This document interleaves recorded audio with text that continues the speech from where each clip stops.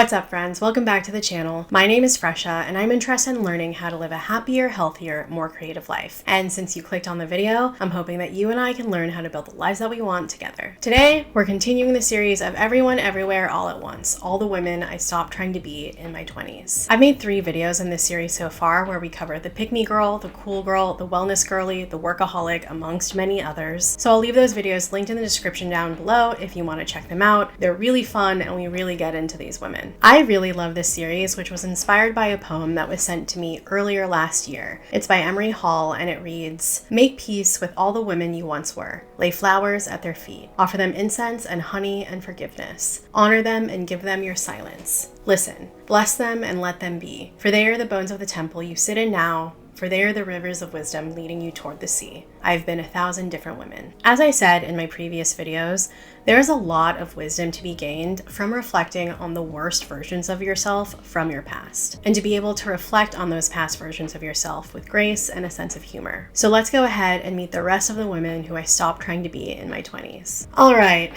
first woman. Hello, old friend. That I tried to be in my teens and my 20s is the girlfriend.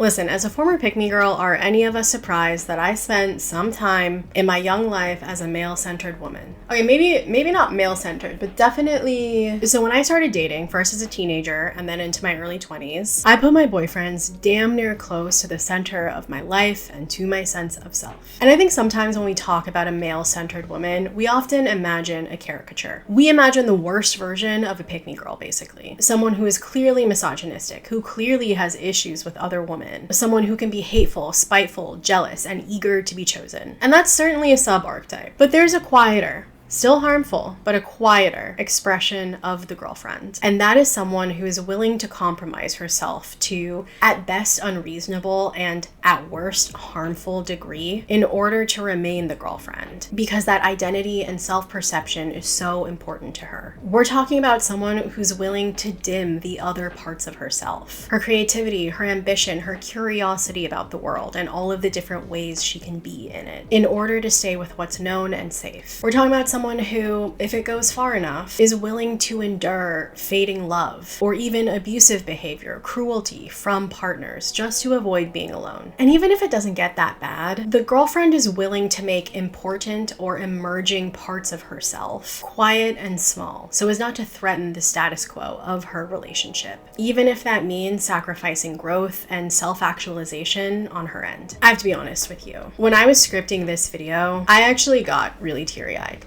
I started crying because that was me for a period in my life. That was how I saw myself and that was how I treated myself. And I look back at that young girl, that young woman, and it's just so hard for me to judge her. I feel so much empathy for that past version of myself who was just trying her best to figure things out. Why did it who I was trying to impress? I think when we imagine the girlfriend, we think of her as having only that identity, but that is actually rarely the case. And I think oversimplification like that is unproductive because it serves to other the behavior, which can really prevent us from looking at ourselves and asking honestly if we're not so different, if we're not actually doing the same exact thing in our own lives. For me, I had a lot of things going on for me at that time. In high school, I was trying to get into UCLA, Stanford, Berkeley. I was very invested in my extracurriculars like track and field and photography, and I had a really solid group of friends, especially girlfriends who I loved dearly and spent much of my time with. But I still got so much value out of being somebody's girlfriend. Even if I was unwilling to admit it at the time,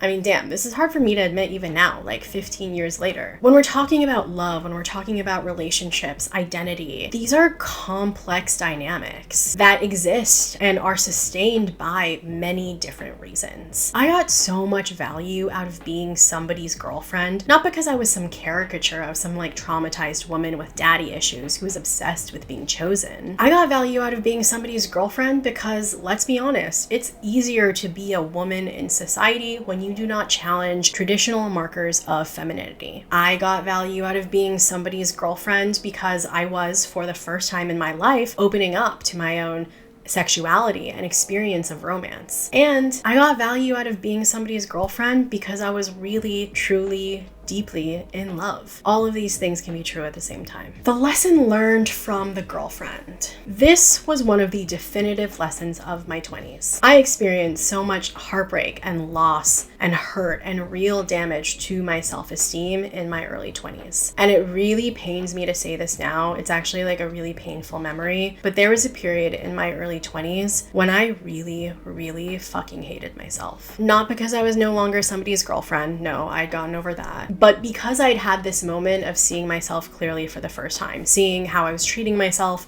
seeing what I was doing to myself. And when I looked in the mirror, I didn't like what I saw. I felt like I'd betrayed myself and abandoned myself. Putting being somebody's girlfriend over my relationship to myself, putting it above my friendships, putting it over my curiosity, my creativity, my ambition, putting it over my desire for a bigger experience of the world. It was one of the deepest feelings of mistrust I've ever felt towards myself in my entire life. It took me a few years to put myself back together, honestly. It takes time, and a lot of times when you're in it, you don't even know that you're moving. You don't even know that you're doing something. But you know, in that time, I rekindled old friendships, I built new ones, I traveled a lot, I developed new hobbies, I nurtured my creativity, I grew in my career, I got better at things like cooking and taking care of myself, not because I had to, but because I actually liked to. I got better at tuning into my needs and actually listening to them. I eventually became the woman who had been aching to break out of this cage all of those years, and a woman who I'm really proud to be today. The girlfriend taught me that one of the most important things you can have in this life is a good relationship with yourself, and how the degree to which you listen to yourself and trust yourself makes a huge difference in your ability to move through the world with confidence and humor, generosity and grace. Takeaways for the audience. Well, now I'm dating again.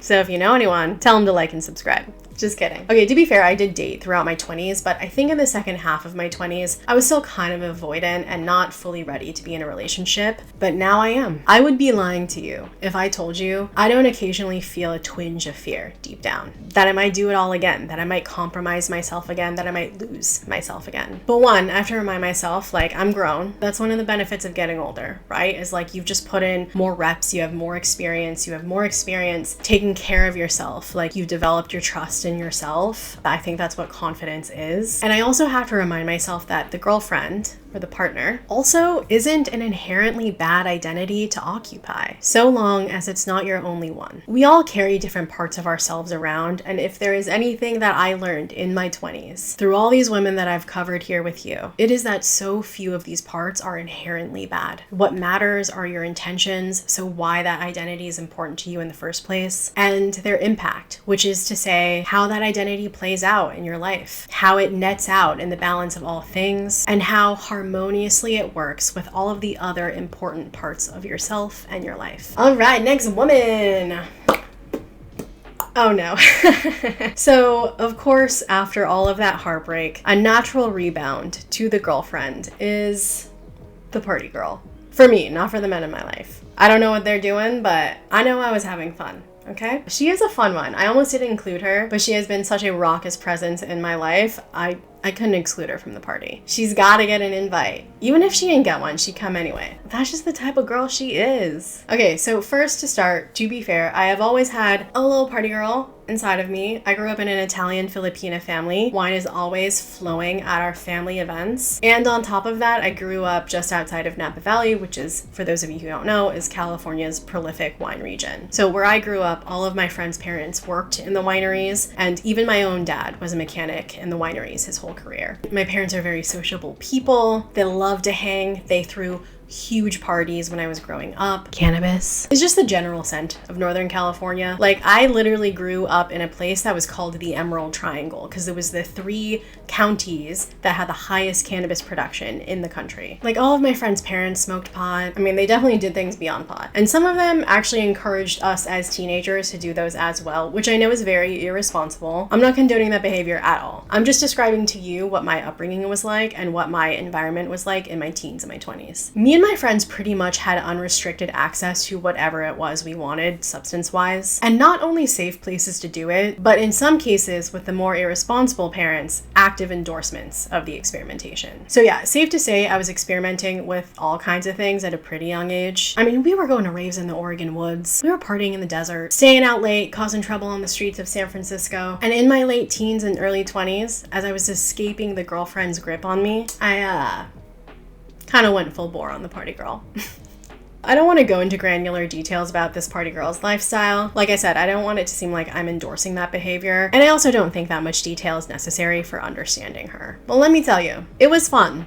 At first. Here's the thing. When you turn to the party girl to help you get over the heartbreak of the girlfriend, I mean, your head's already not in the right place. You know, from the jump, out of the starting blocks, you maybe need to take a beat, take a lap before you rebound. And when you start playing around with substances, and I'm not just talking about drugs here, I'm also talking about drinking, I'm talking about nicotine. When you start to play around with substances, and you are already someone with obsessive compulsive tendencies, and you have been since you were a little kid, you're tempting the fates a little bit. There were many points in my 20s when I just had these shocking jolt to the system, out-of-body experiences where I was just watching myself and thinking, oh no, I think we've lost control. But at that point, I had already aligned my identity with this woman. I saw myself as someone who always wanted to have fun, who had a devil-may-care attitude, who had an appetite for risk and experimentation. And when something becomes your identity and becomes so deeply ingrained in how you see yourself, it becomes very hard to shake off. I remember a few years ago, I was listening to a podcast with the Stanford psychiatrist Paul Conti, and he said something that really struck me. He said, don't make yourself special in ways that hurt you. And even though it had been years since I said goodbye to the party girl, for the most part, for a brief second, sitting on that subway car train, I felt a little flicker of her inside of me again. I realized that's what it had been all those years,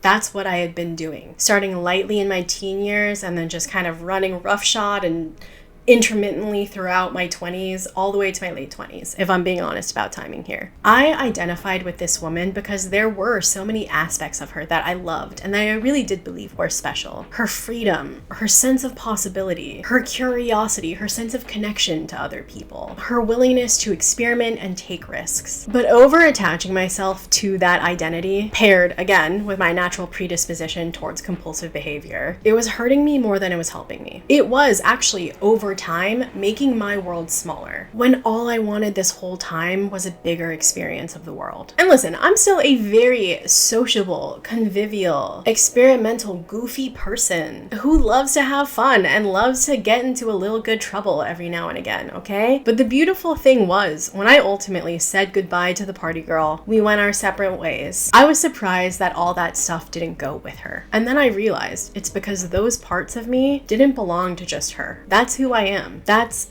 me, not her. Takeaways for the audience. I just want to go back to the Dr. Paul Conti quote. Don't make yourself special in ways that hurt you. I think that's a great insight that all of us would do well to spend a little time reflecting on. For me, that was the party girl. I tied myself to this perception that over time was doing me more harm than good. But for you, it might be something totally different. I don't think the point of this reflection is to wholesale reject parts of yourself. I see prescriptions like that a lot on social media, and while that might work for someone else, that shit does not work for me. The point of these reflections isn't to make you feel bad about who you've been in the past, but to actually make sure you're learning from those past versions of yourself, that you're integrating them, that you're making peace with them, and taking from them the lessons and the gifts they had to offer you when they were a tenant in your guest house. All right, next woman, let's go. So I just talked about the girlfriend, and in past videos, I've talked about the cool girl and the pick-me girl. One thing all of these women have in common is their relationship to men. But there's one more girl in this club, and I would be remiss if I didn't talk about her. And she is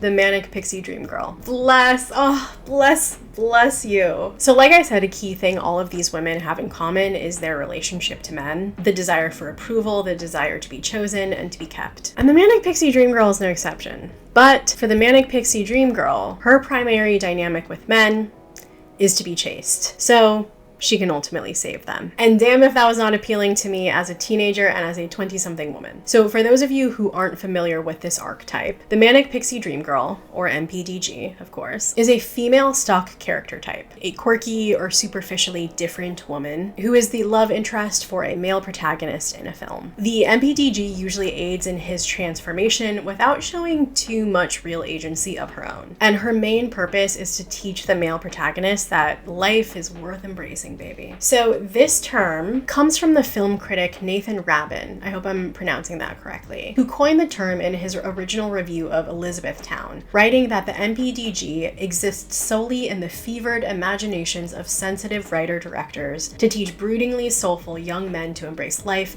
and its infinite mysteries and adventures. Damn, that's some shade if I've ever read some. Like, get it, Nathan. So, quirky female love interests have always existed in cinema. We don't have to look that hard to find that trope. I mean, New Wave cinema immediately comes to mind. Wong Kar-wai films come to mind. And as much as I love New Wave and Wong Kar-wai, those women are certainly ancestors of the MPDG. But I would say the Manic Pixie Dream Girl was really reduced into her final form in the 90s and the aughts, in movies like the aforementioned Elizabethtown, Garden State, Eternal Sunshine of the Spotless Mind, and of course the classic 500 Days of Summer. God, these are such formative texts in my life. You can never take them away from me. I don't care what you say, Nathan. So these women were common character types in indie movies like the ones I just listed, and as the definition said, they often serve to rescue the male lead from his existential ennui. You know, maybe they're in a coffee shop, they're deeply focused on a comic book, maybe a Dostoevsky text, notes from the underground. They look up through their thick bangs, maybe some cat-eye glasses, spot the male lead across the coffee shop. Or maybe he notices her because she's done something goofy and out of social norms. Oh, and also she's conventionally attractive.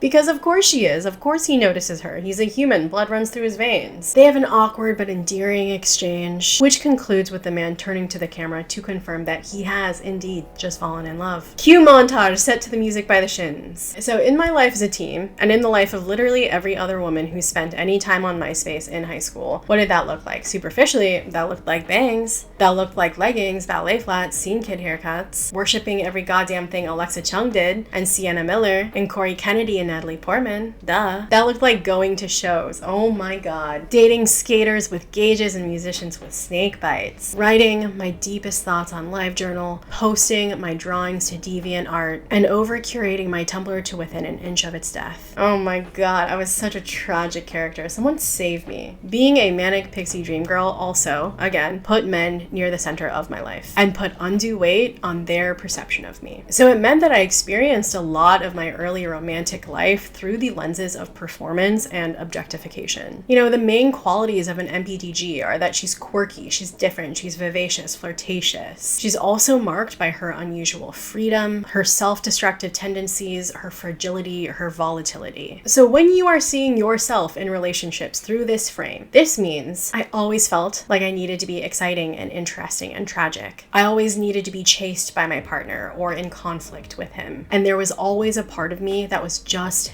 out of reach for my partners. I was too often trying to be the object in my relationships, rather than as a subject with her own experiences and needs and motivations. And I could never really be happy, because are MPDGs ever truly happy? Like, if an MPDG is happy in a forest and a male lead is not around to witness it, did that happiness ever truly exist? That question is impossible to answer because, spoiler alert, the Manic Pixie Dream Girl is not real. She's not a real woman, okay? She's a male fantasy, and a lot of us bought into that fantasy, thinking we could be her, myself included. So there are a ton of critiques of the MPDG. You know, she's an idealized archetype that fails the Bechdel test. She's a savior fantasy that briefly distracts whoever conjures her from the unfortunate reality that life is sometimes boring. She infantilizes women, and she implies that women's lives revolve around men. The list of critiques is seemingly endless, and I have learned a lot from them over the intervening years. But the primary lesson that I learned from the Manic Pixie Dream Girl is less societal and conceptual and more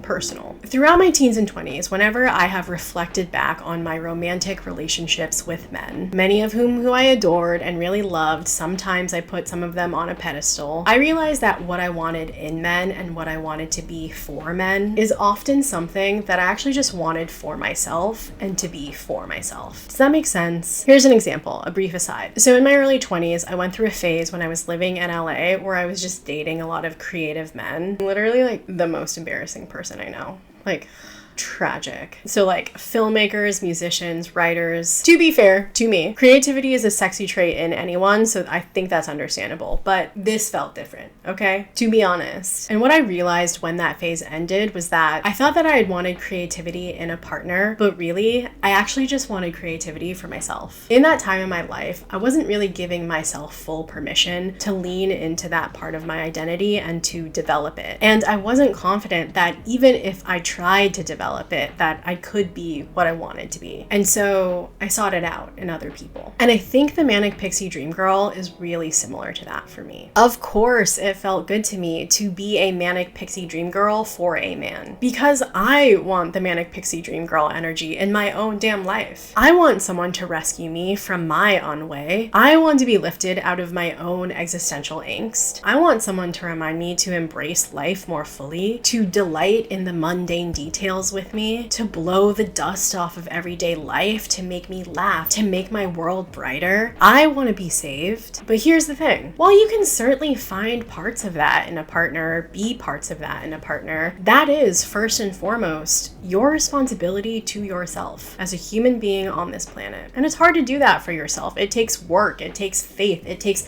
a belief that it's going to be worth it in the end. There's no instant gratification to doing that for yourself because, okay, spoiler alert, but you're gonna have to do this every damn day for the rest of your life until you die. Like, welcome to existentialism, baby. But when you choose to ignore that work in your own life and instead try to perform a one-dimensional dream of yourself for somebody else, of course it's gonna feel instant gratification good. But the person you're pretending to be isn't real. It's an avoidant fantasy. And once I realized that's what I was doing, it was incredibly liberating. In the wise words of the eternally famous Manic Pixie Dream Girl Clementine, too many guys think I'm a concept, or I complete them, or I'm gonna make them alive. But I'm just a fucked up girl who's looking for my own peace of mind. Don't assign me yours. my time as a Manic Pixie Dream Girl taught me that the true value of these women is not in their ability to make their love interest lives better, because that's not their job. Their value isn't that they're perceived to be a certain way by others. The true beauty and magic of these women is that hopefully they're this romantic vision for themselves, that they live lives that feel inspired and uplifting to them. They take themselves out, they buy themselves flowers, they cook themselves nice dinners because they want them. They let themselves be weird and free-spirited and restless and too much without shaming themselves. They bring a childlike energy to their life because it makes life feel more magical for them, not for other people. They delight in the mundane details of their everyday lives. They find humor in their own tragedy and playfulness in their own boredom. Is the Manic Pixie Dream Girl outside of the male gaze just a woman living her best life for herself? For me, she is. Alright, just to bring it back to the poem that inspired this all. Make peace with all the women you once were. Lay flowers at their feet. Offer them incense and honey and forgiveness. Honor them and give them your silence. Listen, bless them and let them be. For they are the bones of the temple you sit in now. For they are the rivers of wisdom leading you toward the sea. I have been 1,000 different women. Alright, that's all we have for today. This is the last video in the Everyone Everywhere All at Once series. Thank you so much for watching. This was really fun for me to make. I have a bunch of other videos coming soon that are similar to this series, like inspired by this series. So please make sure to like and subscribe so you can catch those when they come out. And again, I'd love to hear from you guys. What are some past versions of yourself that you are grateful to have known, grateful to have learned from, to have been shaped by, but also glad to have said goodbye to? Thank you so much for watching, and I'll catch you in the next one. Bye!